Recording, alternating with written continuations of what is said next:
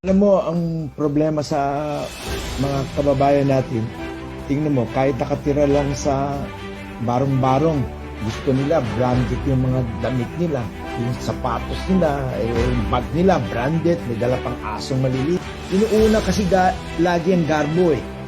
Ang kailangan, kung meron kayong kitain, itago niyo para mapag-aral niyo yung mga anak niyo.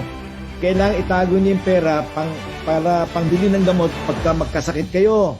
Kailangan itago mo para, in short, prepared for the future. Hindi yung lahat ng dumating na pera ay binibili niyo ng branded o nagsishopping kayo sa mall, shopping mall non-stop everyday. Kumbaga, kailangan paghalagaan niyo yung mga kinikita niyo para you save it for the rainy days. Bata pa lang ito mga batang ito, mga anak ko, beginning let's say 2-3 years old. Kinakausap ko na lagi yan, lagi kong kasama yan. Lagi ko sinasabi, tingnan mo yung mga anak ko, wala kang marinig sa buong Maynila o buong Pilipinas na nagyayabang sila. O meron ba kayo nabataan na nag-no parking sila o nakipagsigawan sila sa waiter o sa police?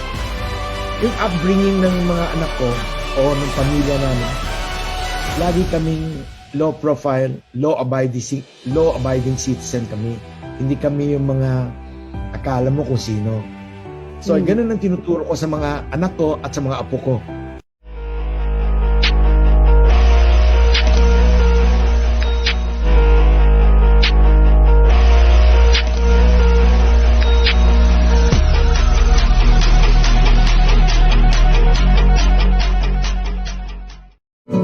Enjoyed this video? Hit the like button and share with your friends. Also, subscribe to our channel for more videos like this. Thanks for watching.